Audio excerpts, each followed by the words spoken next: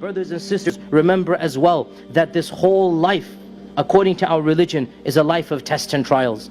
And therefore, every one of us will be tested and tried in different ways. But all of us are tested and tried. And the one major mechanism to overcome and pass those tests and trials is what? It is patience. And that is why Allah says, وَاسْتَعِينُوا بِالصَّبْرِ وَالصَّلَاةِ وَإِنَّهَا لَكَبِيرَةٌ إِلَّا عَلَى الْخَاشِعِينَ. Seek Allah's help when you face the calamities, when you have any problems. Seek Allah's help. وَاسْتَعِينُوا. Life is difficult. You need help. What help are you going to get? Allah mentions two things. وَاسْتَعِينُوا بِالصَّبْرِ وَالصَّلَاةِ. Seek help through sabr, patience, and through salah, prayer. Our mother Aisha said, whenever our Prophet ﷺ was troubled with anything, whenever something bothered him, what would he do? فَزِعَ إِلَى الصَّلَاةِ. He would rush to stand in salah. Salah would make him calm. Salah would make him conquer those problems, those fears, those frustrations. So patience and salah are the two things that Allah has told us to seek help in. And also realize, my dear brothers and sisters, that beautiful verse in the Quran that Allah tells us, فَاصْبِرْ صَبْرًا جَمِيلًا. Be patient, a beautiful patience. So patience is of levels, and the highest level is a beautiful patience. And a beautiful patience is one when people don't even realize you're being patient.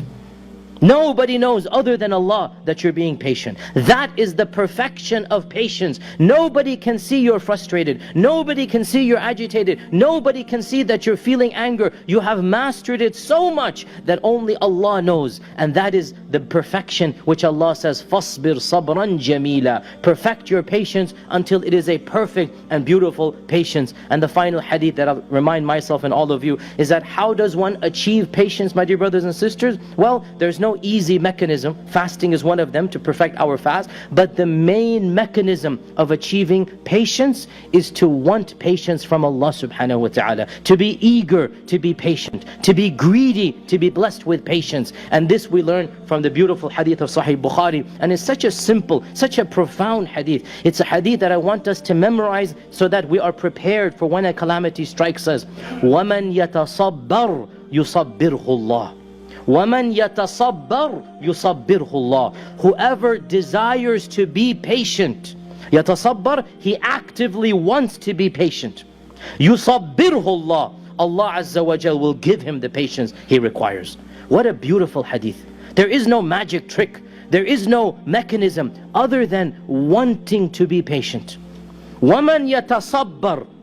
When the calamity happens, you realize, you know what? I need to be patient. Oh Allah, help me to be patient. وَمَنْ يَتَصَبَّرْ. Whoever wants that sabr, يُصَبِّرْهُ اللَّهُ. Allah will give him that sabr that he or she needs and requires. It's that simple, my dear brothers and sisters. You want to be patient? Then demonstrate to Allah, show to Allah, have that desire. And guess what? Allah has promised. You want that patience, you will get it. And Allah subhanahu wa ta'ala tells us in the Quran, وَلِرَبِّكَ فَاصْبِرْ. If you are patient for your Lord, وَلِرَبِّكَ فَاصْبِرْ, then you will get it. And this is, by the way, of the first commandments that was given directly to our Prophet ﷺ by Allah. Of the first commandments, Surah Al-Muddathir, the first commandments that came down. Ya ayyuhal muddathir, of the first commandments, Allah tells our Prophet ﷺ, وَلِرَبِّكَ فَاصْبِرْ. Directly to him, singular. Allah is speaking directly to him. Be patient for the sake of your Lord for the rest of your life ahead. This is the advice I give myself and all of you. We need to make sure and realize that patience comes from Allah, as-sabur. You want to have sabr? Believe in as-sabur. Make dua to as-sabur. Ask Allah for that patience and realize that Allah Azza wa Jal loves you and cares about you even more than your mother, as our Prophet sallallahu alaihi wasallam said. Whatever happens, happens for our best, even if we don't understand it. Let us try to master this beautiful concept, because in reality, Iman and Sabr are linked together. The one that has Iman has Sabr. The one that has no Sabr has not perfected Iman. Allahumma inni da'in fa'aminu.